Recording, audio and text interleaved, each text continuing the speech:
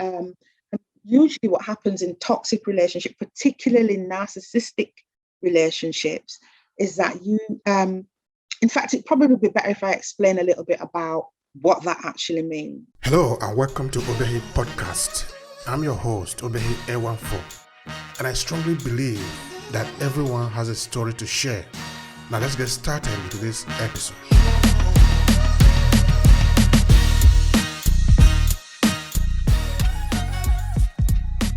So we hear the word narcissism and everybody thinks it's, and it is, you know, we think of somebody who's narcissistic as somebody who is very overt, very selfish. It's all about them.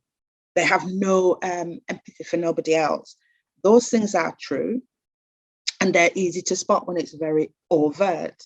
A lot of the time, a narcissist is not going to have, written on his forehead to say, I am a narcissist. Because if you knew and understood what a narcissist was, you'd be running in the opposite direction. You're not going to voluntarily be in a relationship with somebody that's abusive.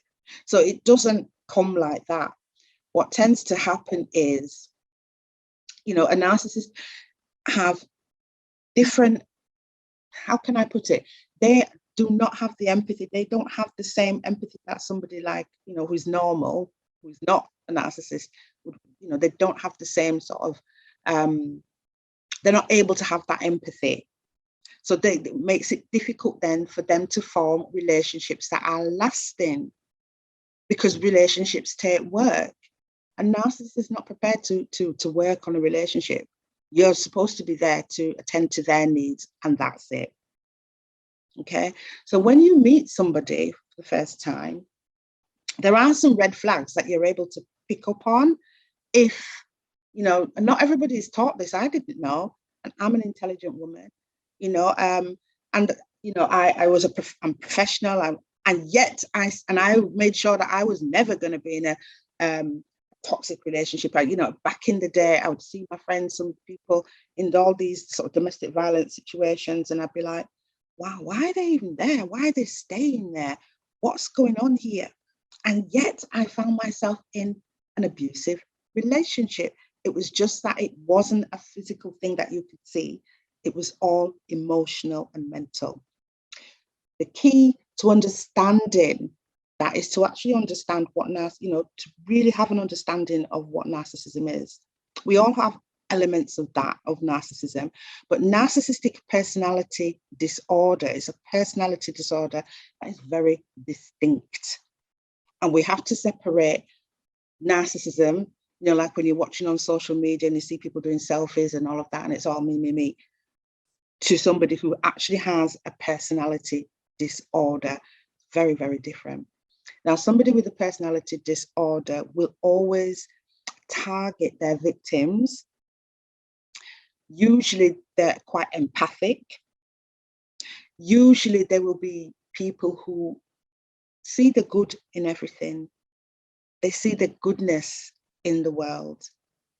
And initially, when a narcissist targets you, they're not necessarily thinking, all right, I'm going to target that person because, they've got all these wonderful qualities. They love the qualities that you have. And initially, it's what drew them to you. And they want those qualities because they can't have that, because they do not have the capacity to be able to have empathy. They don't love in the same way. Now, the research suggests that something has happened to these people in early childhood. And what's happened is that they've kind of locked off that part of them that is empathic. They lock it away as a kind of protection for themselves. So there is some form of trauma that they've experienced, whether that's abuse. There's two different types, the research says. So it could be somebody that's been abused and all of that, or it could be somebody that they had parents that overcompensated, so they were always given it, so they've overspoiled. So either of those things, two extremes, can cause a person to become very narcissistic. It means that they're not feeling safe, whichever way it works. So what they've done is they've locked off that part of them, that humanity part of them. They've locked it off at a very, very early age. So they're unable then to connect in the way that a normal person would connect in relationships. And the other thing to mention as well is that somebody who has narcissistic personality disorder is not just in the intimate personal relationship. You can find these people in the workplace. You can find these people as family members. You can find these people as colleagues, as friends. So it's not just in the romantic, intimate relationship that you'll find people with narcissistic personality disorder. But I work particularly with in the relationship context. So one of the things that is often a red flag is if you meet somebody and the relationship happens very fast. So before you know it, you meet somebody and suddenly it's like, oh my goodness, I've met this person and they're my soulmate. We get on so well. We have so much in common. This is my soulmate. And, within a month, they're telling you how much they love you and want to marry you and all of that. It happens far too quickly. It takes time to be in a relationship. I'm not saying that people don't, have these moments where, because you read about that all the time, love at first sight and, they get married and everything is cool. That's actually quite rare. Most people would take time to get to know, the person that they potentially could be a partner. So it happens very quickly. It's a deliberate thing on the part of the narcissist, whether they're aware of it or not. It's to lock you into a relationship in order for them to control you. Now, there is such a thing as the narcissistic cycle of abuse. So the whole rushing into a relationship, getting you locked in, is called the idealization stage or the love bombing stage. So this is the stage where they will go all out to reel you in, and you think you have met the love of your life. This person will be very charming. Everybody around will think, wow, you have met your soulmate. Gosh, you guys look so good together. All of that. And you think, finally, I've met the love of my life. This is the person for me. Okay. And you'll find that they may propose to you really quickly, really early on, and you think you're safe, you feel safe. And what is happening is something called mirroring. So they will mirror back to you the qualities that you yourself would want in a man or a woman. Okay, so it's called mirroring.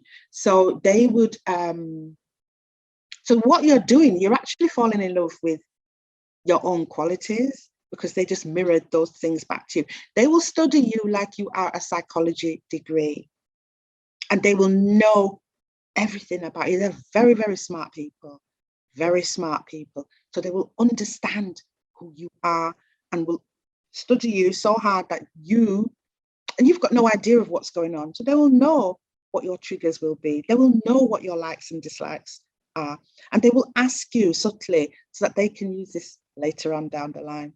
One of the things, and I talked about mirroring, an example of that could be if, let's say, I'm going to use music as an example. So let's say you're on a dinner date or something, and they may say to you, so who's your favorite music artist? Let's say, we'll just use this as an example.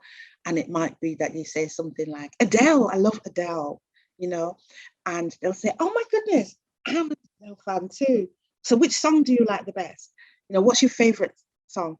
And what they're actually doing is picking things that you are saying. And what they'll do is mirror back to you as if they like the same thing. So you think you've met your soulmate, but if you scratch the surface and ask them, well, what is your favorite? Turn it back on them and ask them the questions.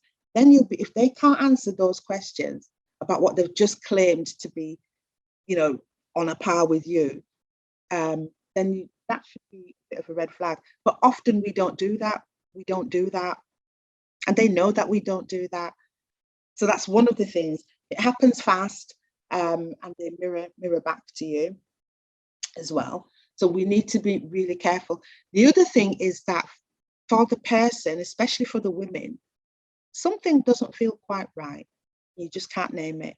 You can't put your finger on it. But there's something is not sitting right with you. You feel it. See, there's a gut feeling, but there is no evidence to suggest that something is wrong. And I had that. I was in a a narcissistic relationship twice with the same person. The first time round, it happened really fast. Before I knew it, I was in this relationship. It was very intense.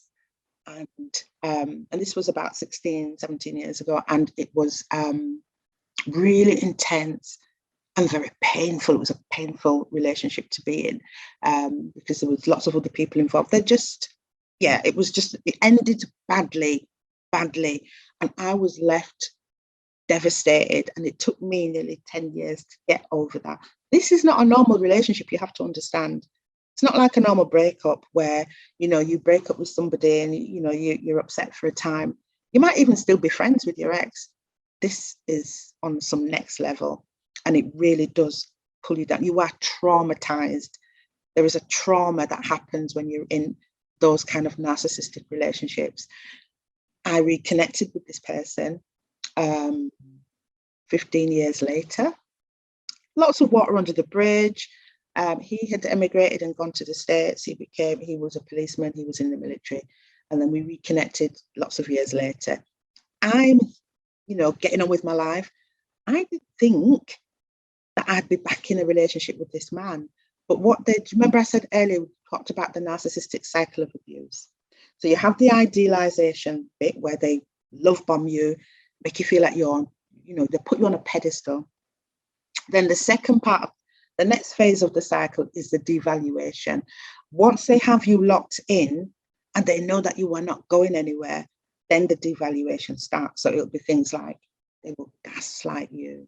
They'll make you feel, they'll tell you things. And then when you challenge it, they'll tell you, it might be, well, I didn't say that. And then you start to think, well, am I going mad? What is going on here? They will word salad you. So they'll talk, they'll start an argument. And none of it makes any sense. It makes no sense. You don't even know why you're even in this argument. They will put you down. They will try and embarrass you in front of other people. And it's this chipping away over a period of time. It strips your self-confidence and it causes a trauma. Now, when we talk about trauma, because my work is quite trauma-informed, so when we're talking about trauma, most people will think of trauma as something like a major car accident or a major disaster or something awful like, a rape or something like that, which is a trauma. It is a trauma, but it's one that you can see. It's a big thing. And it's what I call a big T trauma. And then on the other hand, you have the everyday little traumas. So you get this drip of being devalued, being put down, told you're not good enough, told you're ugly, told you're fat, all of these things over again, it could be years. So you're having these drips of these little T, what I call little T traumas, which ultimately build up and has the same effect on you as if you've had a major trauma. It's the same impact on our mental health. It's the same impact, but we don't recognize it usually. What happens is we tend to push it to one side and, we just think, when we have these little everyday things, as women especially, we'll just say, all right, I'll just park that over there and I'll just get on. And I did that a lot. And what happens is it's there in your body. Trauma sits in our body. I forget the name of the author now, but there's a book and he's wrote the book and it's called The Body Knows the Score. The body holds trauma. We carry trauma. All of us do to some extent, but we don't always realize that we carry it. So going back to what I was saying about the cycle of narcissistic abuse. So then you have all the devaluation, the little T traumas that we have every day. And then you move into the discard phase. So now, it's a horrible term, but it's true. It's a discard phase. And this is the phase where they now think that the narcissists think very much in black and white. It either is or it isn't. There's no gray area. So now you've gone through the devaluation stage. They now hate you and they just want to get rid of you. They've probably already groomed somebody else to step into your shoes. So this is the discard, and they will either leave you or you will leave them. And Now, whichever way it works, it's still a discard. What they will actually do is they will set up situations where it becomes untenable for you to stay, or they will just leave. So it's either one of those things, but it's still a discard or disengagement. Because the other thing to remember, a lot of people don't understand this, when they disengage from you or when they discard you, as the terminology is used, that is not usually a permanent thing. It's not usually permanent. It's part and parcel of the cycle, because then later on, whether that's a week later, a month later, years later, they will hoover you back in. So the term hoover is because they will suck you back in. So you're on this continual cycle. And if you don't get the help, you'll be just on this loop all the time. And they cause so much damage. People have committed suicide because of these people. People don't understand the trauma. Narcissistic personality disorder causes trauma to the person that they are, to the victim. It is just a devastating situation to be in. If you enjoy this podcast, make sure you subscribe so you never miss any of our future episodes. Rate and review Obehi Podcast and share with your friends who might need it. I remain Obehi Ewanfo. Thank you so much for listening, and talk to you in the next episode.